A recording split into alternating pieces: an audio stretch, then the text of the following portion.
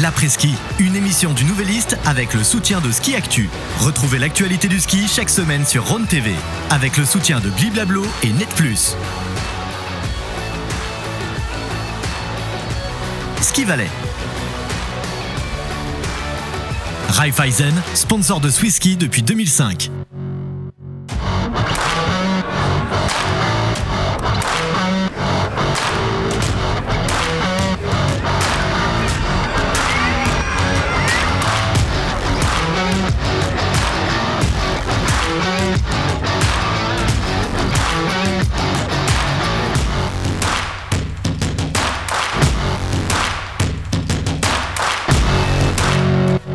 Salut tout le monde, bienvenue dans l'après-ski après un gros week-end de Coupe du Monde à Crans-Montana. On va y revenir avec nos invités, avec le directeur des courses de Coupe du Monde, Didier Defago. Salut Didier. Salut.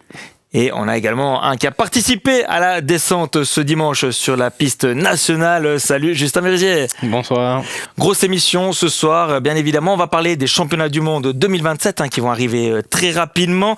Il y a également les Jeux Olympiques de Milan-Cortina qui vont débuter cette semaine. Mais avant toute chose, on va évoquer, comme on l'a dit, les courses de Coupe du Monde à Crans-Montana avec un festival suisse. Justin, tu étais présent lors de cette descente. On va commencer par toi. Tu as terminé 16e à froid. Quelle est ton analyse de ta performance ?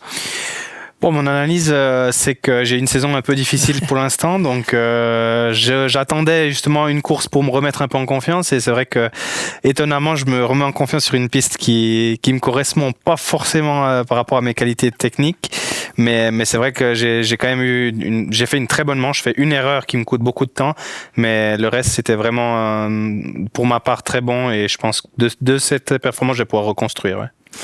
On l'a dit, un très bon résultat d'ensemble de l'équipe de Suisse avec surtout la victoire de Franjo von Halmen. Didier, on a l'impression que cette piste, elle est taillée pour le Bernois. Oui, bon, je crois qu'il se sent à l'aise sur la piste. Après, il y a d'autres candidats aussi. C'est vrai, peut-être que je vais regarder si je peux pas inviter Justin pour l'année prochaine. Franjo est venu 2 fois l'été passé. On a fait une ou deux petites passées notre ambassadeur aussi. Tout à fait, ouais. Donc, il est venu 2 fois faire la piste l'été. Mais c'est vrai que c'est un profil qui lui convient assez bien, je pense. Et voilà, il l'apprivoise gentiment. Et puis, c'est le champion du monde en titre, donc lui, il sera sûr d'être présent l'année prochaine. Justin, tu étais étonné de la performance de Franjo, tu savais vraiment qu'il allait être devant. Hein. Non, je pense que le niveau qu'il y a cette année, on voit qu'il peut être devant, mais il peut aussi finir à côté de la boîte pareil. Hein. Le niveau, il est incroyable. Paris, s'il est toujours là, Marco, de toute manière, et puis il y a toujours un outsider qui arrive à être là. Ce qu'il y a eu vraiment, qu'on n'en a pas parlé, c'est que c'était une neige très froide, il a fait froid, et les aides ont marché très très bien. Cochrane Siegel est sur le podium avec les aides, lui, il fait la grande différence avec les aides. Moi, j'étais en réalité très vite aussi, et je pense que sur ce week-end, en tout cas sur dimanche, c'était un avantage de skier avec aide. 8 Suisses dans le top 16, c'était jamais arrivé depuis les années 2000, depuis qu'on a essayé de rechercher dans les statistiques. Il y a les anciens, il y a les jeunes qui débarquent. Vous avez une équipe qui est vraiment compétitive. Comment on l'explique, même les tout jeunes qui débarquent sont aussi là, sont aussi présents? Bon, je pense sur une piste comme ça, c'est une piste qui est plutôt ressemblante à la Coupe d'Europe, et on voit que la Coupe d'Europe, elle performe depuis 4-5 ans. Je pense que Franz Heinzer, il les a vraiment mis à la page depuis tout jeune. Et puis ce qu'il faut dire, c'est que depuis le Covid, on a un avantage, les Suisses, de s'entraîner à Zermatt, de faire des kilomètres de vitesse que les autres nations n'ont pas forcément. Et je pense que ça commence à se ressentir aujourd'hui, 5-6 ans après le Covid. Les jeunes, ils arrivent, ils ont ces kilomètres que les autres n'ont pas, et c'est peut-être pour ça que ça pousse vraiment fort derrière. Didier, tu parlais de Franjo, ambassadeur. Il y a aussi votre ambassadrice, Mallory Blanc, qui s'est imposée lors du Super G. Première victoire en Coupe du Monde pour la skieuse d'Ayen. Comment tu l'as vécu, ce succès de Malo ?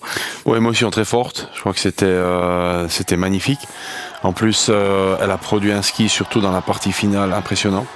On savait le potentiel qu'elle a, elle l'a déjà démontré sur plusieurs courses. Le début de saison, elle n'avait pas forcément une manche régulière de haut en bas, mais elle a fait des passages qui étaient corrects. Et là, de pouvoir faire ça à côté de chez elle, je pense que ça doit être quelque chose de grandiose. Mais pour nous, en tout cas, personnellement, j'ai vécu ça comme une émotion très très forte, et aussi une grande satisfaction pour elle. Justin, je ne sais pas si tu suis un peu la carrière de Malo, sa progression. Comment tu la vois, surtout qu'elle commence vraiment à s'imposer parmi l'élite?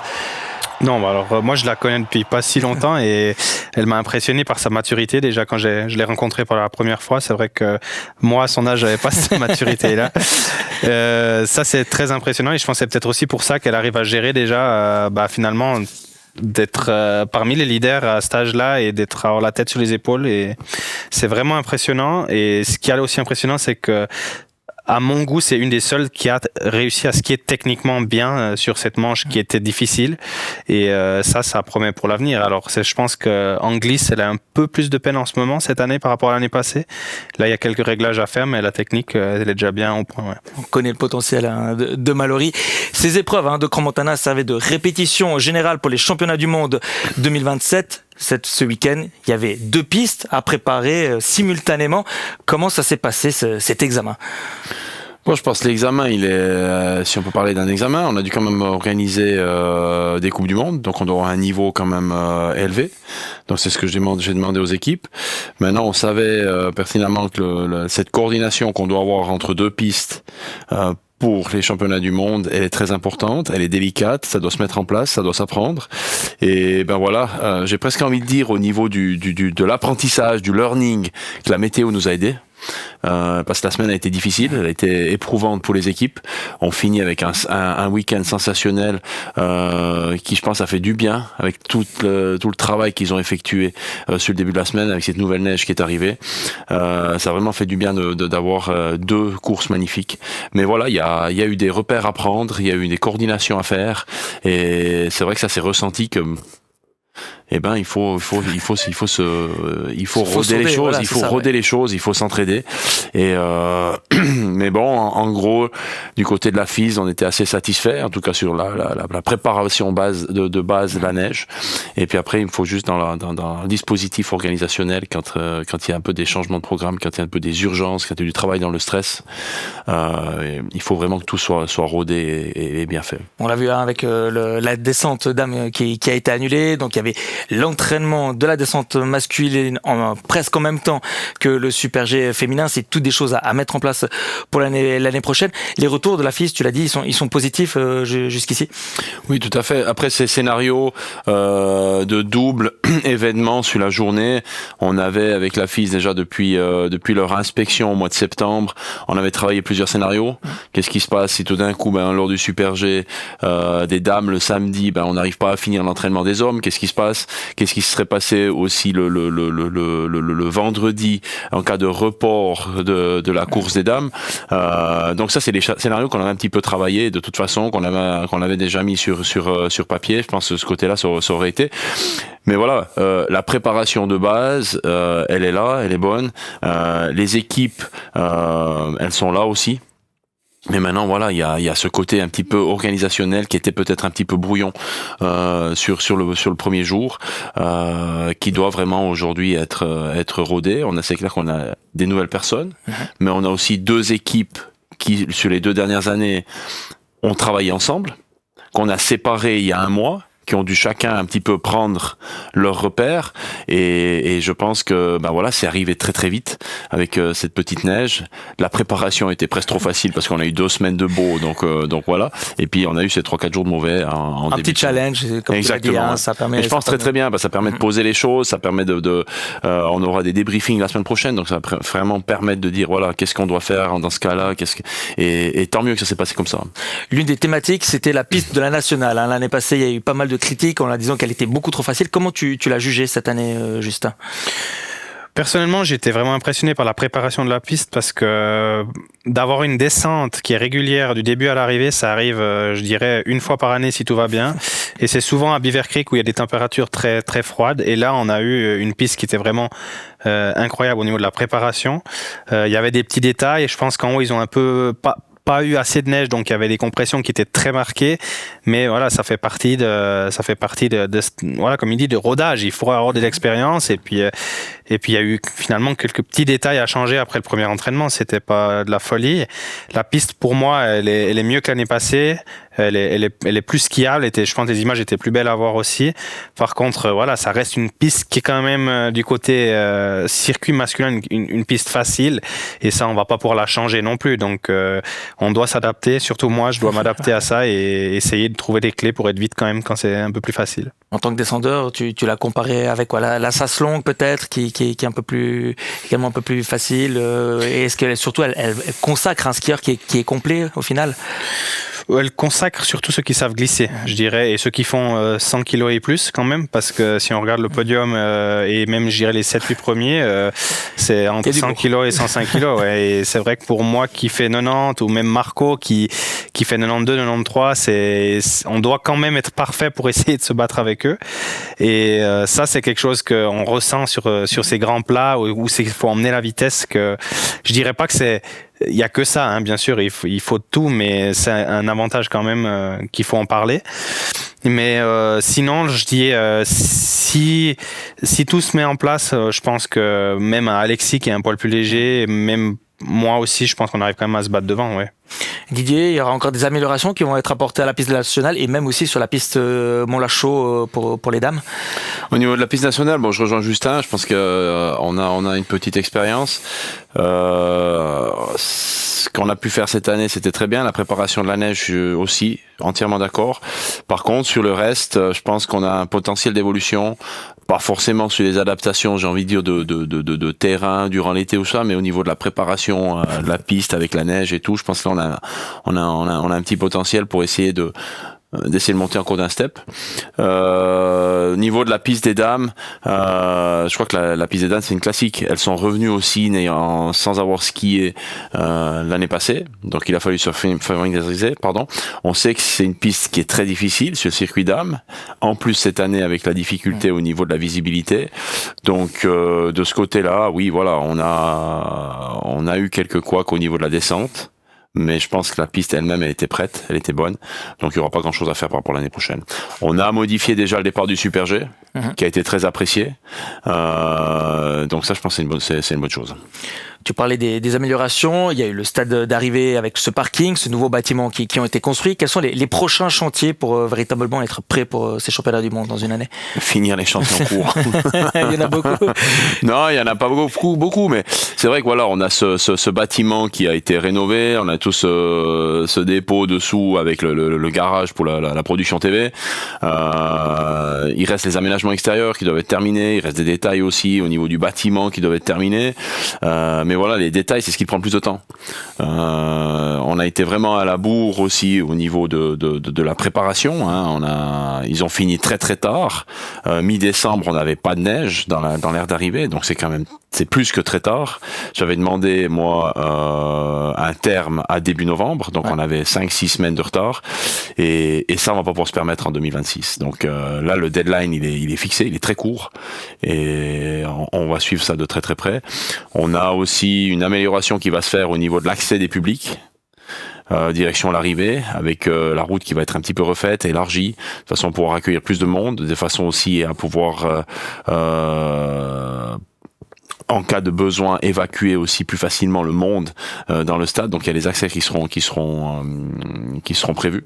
Et des évacuations. Et le stade sera également un peu plus grand. Le stade sera également un peu plus grand. On a eu des séances avec la FIS durant la semaine passée aussi.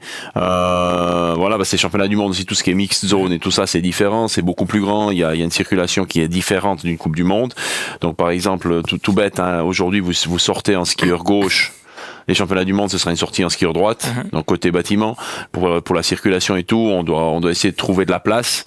Donc on a encore un peu de taf sur la table, mais on a une bonne base qui a été posée en 25, on a une très bonne base qui a été confirmée sur 26. Donc ça c'est très très bien. Et puis le gros point d'interrogation qu'on n'a pas pu faire cette année vu le contexte qu'on avait. Le gros point d'interrogation, ce sera toute la Metal Plaza.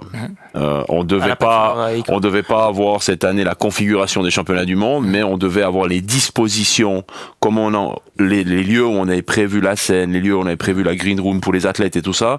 Ça devait être fait comme ça. Ça a été annulé et du coup l'année prochaine on partira sur un one shot. Un dernier mot sur ces championnats du monde. Il y avait 20 000 personnes qui étaient présentes ce week-end à Crans-Montana. Combien de billets seront vendus? Il y a la prévente qui sera ouverte le 17 février, si je ne fais erreur. 19. 19. Tu me mets le doute là maintenant. Voilà. Je crois que je dis 19. Alors entre le 17 et le 19, voilà, ouais, exactement. Voilà, combien de billets seront vendus pour le public? Il y a 120 000 billets à vendre sur l'ensemble des 2 semaines. Ouais.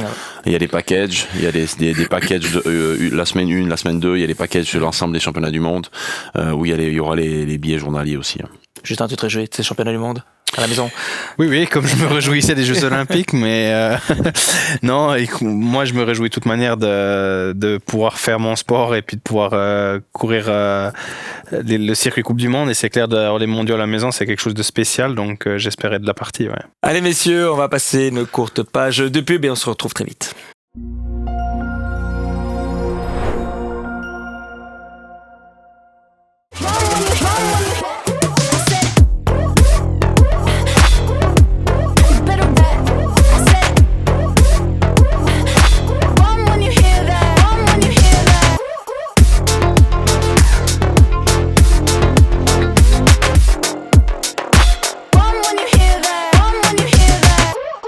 Ce qui nous différencie, c'est l'engagement en faveur du ski suisse. Pour nous, les pros, mais aussi pour les tout petits.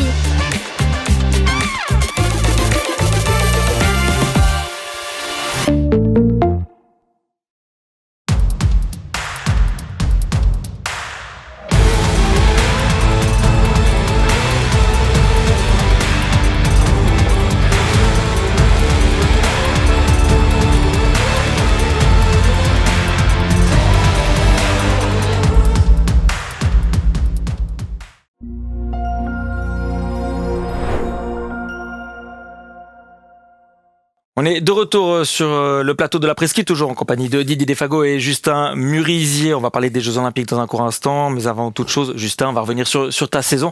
Comment tu l'analyses jusqu'ici? Ouais, je l'analyse, c'est un peu une saison particulière pour moi, parce que c'est vrai que j'ai eu des blessures, j'ai eu des moments de doute, mais souvent quand je reprenais le ski, je retrouvais la confiance, j'arrive à enchaîner des bons résultats.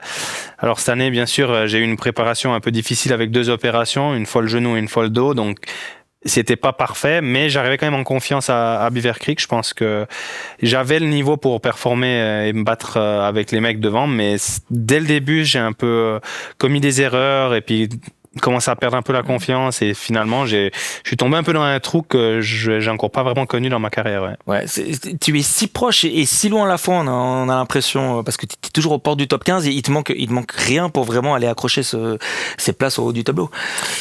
Oui, bon, après, voilà, les top 15 en ma carrière, j'en ai beaucoup, les top 10 aussi, mais moi, ce qui m'intéresse réellement, c'est de me battre devant. Et ça, il n'y a pas beaucoup de courses cette année où j'ai eu le niveau pour me battre devant. Alors, j'avais des bons intermédiaires, mais j'ai toujours commis une erreur, j'ai toujours fait des petites fautes, et ça, on peut pas se permettre à ce niveau-là. On voit un Fragno qui fait la manche parfaite, Marco qui fait une manche parfaite, il finit 4e aussi. Donc voilà, il faut vraiment que j'arrive à mettre tout en place pour me battre avec eux devant. Ouais. Tu étais 7e meilleur descendeur mondial la saison dernière. Qu'est-ce qui a fondamentalement changé par rapport à la saison précédente? C'est mental, comme tu le dis, il y a ce trou dans lequel tu es un peu tombé. Ça reste du sport d'élite et il y a beaucoup de détails qui rentrent en jeu, mais le fait d'avoir eu 3 opérations en 2 ans les 2 dernières années, il m'a manqué des kilomètres. L'été, j'ai pas pu skier beaucoup, et je pense que j'ai réussi à survivre l'année passée, et cette année, je ressens un peu le manque de kilomètres. C'est vrai que ça le prouve en ayant des bons secteurs, mais en n'arrivant jamais à faire une manche complète. C'est un peu la constance qui me manque, et puis et la confiance qu'on parle tout le temps dans le sport, finalement. Un résultat qui manque, 2 qui manquent, un peu la pression, et puis finalement on fait encore plus d'erreurs, et ça, c'est quelque chose que j'ai subi un peu cette année. La saison est loin d'être terminée, il nous reste 3 descentes et 3 super G, donc je peux encore me racheter, et surtout qu'aujourd'hui à Crans-Montana, j'ai montré du très bon ski, et ça, c'est très positif. Didier, tu as aussi connu des hauts et des bas dans ta carrière. Comment tu les gérais, ces bas, justement? Bon, je crois que Justin en est le parfait exemple. Je crois que c'est toujours en regardant devant. Il faut continuer à se battre, savoir prendre comme il a dit, ces manches de Grand Montana ou même d'autres secteurs, hein, de construire là-dessus, et puis de rechercher un peu du positif. Et je pense que d'aller là-dedans, là, c'est difficile à comparer, mais aujourd'hui ils ont une équipe c'est la meilleure équipe du monde. C'est très dense déjà à l'interne, mais c'est très dense au niveau national. Donc aujourd'hui tu peux pas te permettre d'être à 99 ou 98%. Tu dois être là, tout doit fonctionner. Il a parlé de ces petits soucis qu'il a eu durant la préparation, et ben voilà, c'est des choses qui te permettent pas forcément d'être par rapport aux autres. Et je crois que continuer à persévérer et le travail.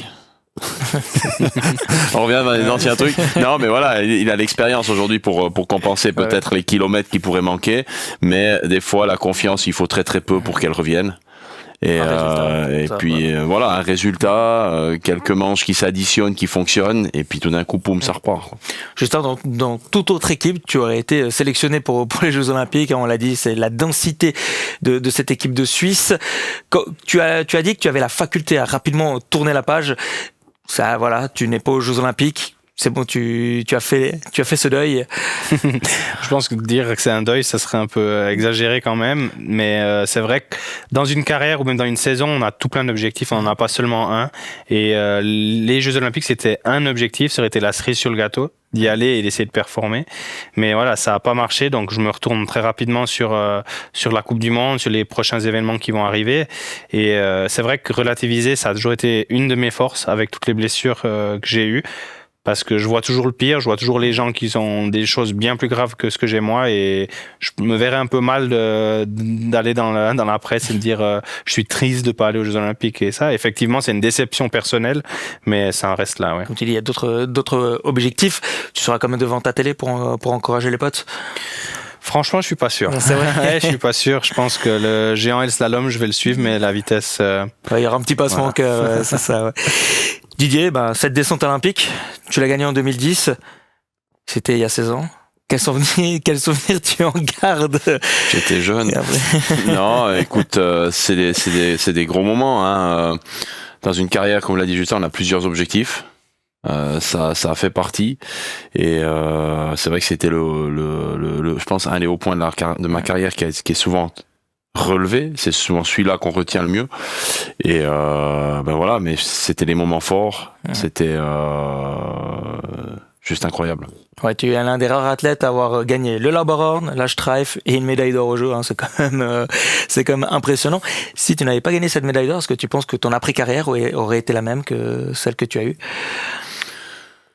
C'est très difficile à dire, mais c'est vrai qu'aujourd'hui, ce titre olympique m'apporte beaucoup.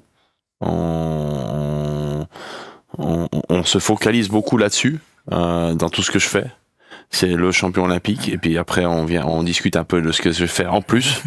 Et je me souviens, je prends toujours cette anecdote où j'ai fait au tout début de la carrière, au tout début qu'il est arrêté avec Beat Feuz. On a fait une ou deux choses ensemble, et on le présentait aussi comme champion olympique. On avait 2 champions olympiques. Et pourtant, entre les globes qu'il a fait, toutes les victoires qu'il avait en Coupe du Monde, il y a ces 2 palmarès totalement opposés.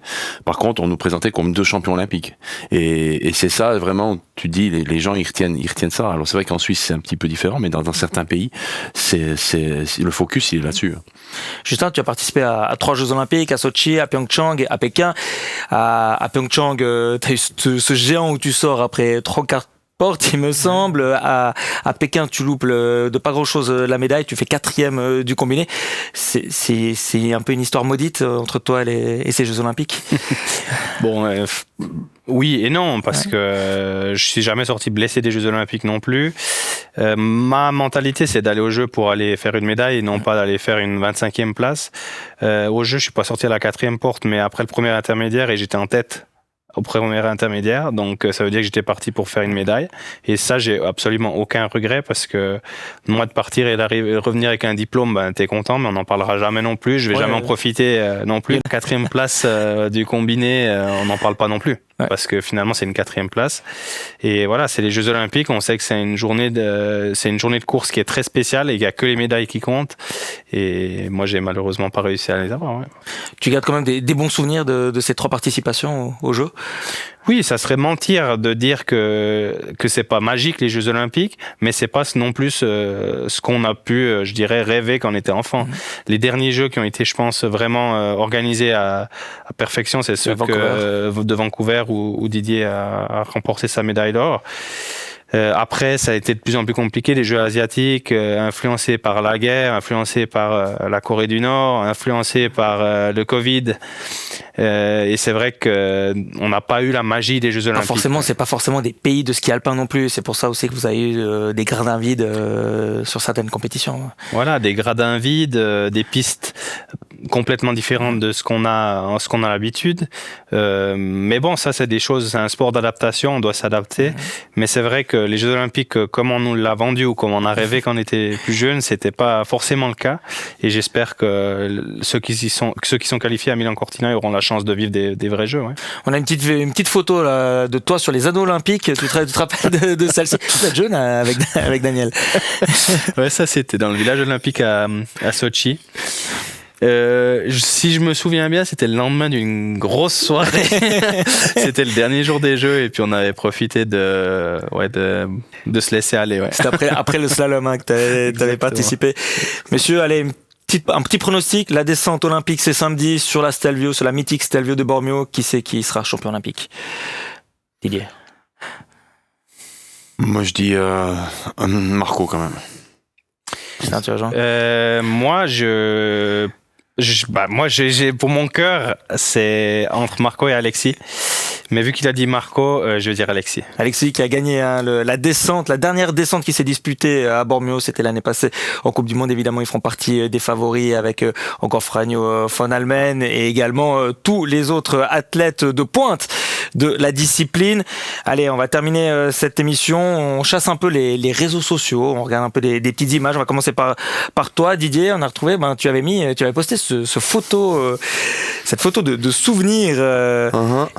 On voit qu'il y a plein de photos de toi. T'as quand même connu quelques combinaisons on voit surtout que je faisais pas que de la vitesse. Oui, c'est vrai. donc voilà, non, mais c'était mes premières années FIS avec la combinaison encore Kodak. C'était début des années 90. Donc ça date pas d'hier. On voit le joli casque avec la combinaison Sbrins en géant. Donc on n'avait encore pas le casque à l'époque en géant. Donc j'étais un des derniers avec Ourskeling, mais ça on parle des années 97, 98 là. Et puis des fagots à l'école, ça c'était avec le dossard 63, c'était la sortie de mon premier géant Coupe du Monde à Tignes en ouverture. Où là je me suis dit il y a quand même du job. J'avais fait 50e, j'étais à 1 seconde de la qualif. Et puis j'avais pas, c'était en octobre 98. Il y avait pas encore toutes ces préparations au balcon avec l'eau et tout. Je me souviens, je m'avance dans le départ, mais il y avait des baignoires, mais comme ça. Avec le 263. Et puis, le bon chemin, la petite photo en noir et blanc, le titre de champion du monde junior à Webrig. Où là, tu dis que t'étais quand même sur le bon chemin. C'était le lancement de la carrière. Où voilà, quoi, qu'on continue. Plus de 400 départs en Coupe du Monde, 16 podiums, 5 victoires en 20 ans. Joli palmarès, en plus de ce titre olympique. Justin, on a également une petite image de toi. Elle date aussi. Tu avais mis dans le texte qui accompagnait cette photo sur Instagram, tu avais dit c'était encore l'âge où on prenait du plaisir sur le ski. J'avais écrit ça. Ouais. Oui, parce que à cet âge-là, je pense que c'est vraiment l'insouciance et puis le but de tu réfléchis pas à combien de victoires tu veux avoir, à quel palmarès t'aimerais avoir, mais par contre au moment de plaisir. Et c'est vrai que là c'est devant le restaurant de ma grand-mère à l'époque. Et puis nous, moi j'ai eu la chance de vivre là-haut et puis d'être tous les jours sur les skis. Donc il y avait beaucoup moins de monde sur les pistes. Nos parents nous laissaient partir et je skiais avec mon frère et ma sœur. Et on revenait le soir finalement. Donc je pense que c'est aussi pour ça que je suis arrivé en Coupe du Monde. C'est ces kilomètres de ski avec plaisir. Et ça c'est quelque chose que des fois on oublie. On se concentre sur la technique, sur les nombres de manches, les nombres de portes, et on oublie le plaisir. Et ça, c'est quelque chose, j'essaie d'y revenir et d'y repenser assez souvent. Ouais. C'est ça aussi, enfin, on oublie trop facilement ce plaisir, tu le dis, même surtout que ça fait plus de 15 ans maintenant que tu es sur le circuit, cette notion de plaisir, tu as tendance à l'oublier? Non, justement, là, les dernières années, au contraire, je l'ai retrouvé parce que je pense que la fraîcheur de Marco dans l'équipe, ça a beaucoup changé. Lui, c'est le mec, s'il y a de la poudreuse, c'est exclu, mais on ne nettoie pas la piste, on va faire de la poudreuse. Et c'est vrai que ça m'a un peu aidé à retrouver un peu ce plaisir, à changer un peu ma mentalité. Et moi, si je continue aujourd'hui, c'est pas que pour la performance, c'est que j'aime ce que je fais. J'ai du plaisir à l'entraînement, j'ai du plaisir avec mon équipe et ça, c'est vraiment quelque chose qui va me manquer le jour où j'arrête. Donc, non, j'ai du plaisir. Ouais. Jusqu'à quand on verra Justin Murisier en Coupe du Monde? Ouais, je pense que la notion de plaisir qu'on a parlé, moi, ce qui joue vraiment, c'est les douleurs. Et si j'ai beaucoup de douleurs, j'ai un peu moins de plaisir. Et là, l'année passée, c'était très compliqué. Cette année, ça va. C'est quand même pas fameux. Mais si j'ai trop mal, ça sera la fin parce que voilà, il faut pas non plus pousser plus que ce que mon corps l'accepte. Mais tu seras présent au championnat du monde 2027 à Crans-Montana. Si je me qualifie, c'est clair que j'aimerais y être. Et puis après, le reste, on verra. Ouais. Voilà, le rendez-vous est donc pris. Merci messieurs d'avoir participé à cette émission. Il y a un concours pour vous à la maison, des billets, des entrées pour les bains de Saillon, pour Aquapark, également des cadeaux de nos sponsors à gagner. La question, c'est la suivante, elle est assez simple. Si vous avez bien suivi l'émission, qui a remporté la descente olympique en 2010? Est-ce que c'est Pirmin Soubrigen? Est-ce que c'est Didier Defago? Ou est-ce Roland Colombin? Vous pouvez jouer sur ce QR code. Merci encore une fois, messieurs. Nous, on se retrouve la semaine prochaine. On sera en Italie, on sera à Cortina, on sera à Bormio et on sera aussi ici sur ce plateau. On vous donne déjà rendez-vous mardi prochain. Ciao!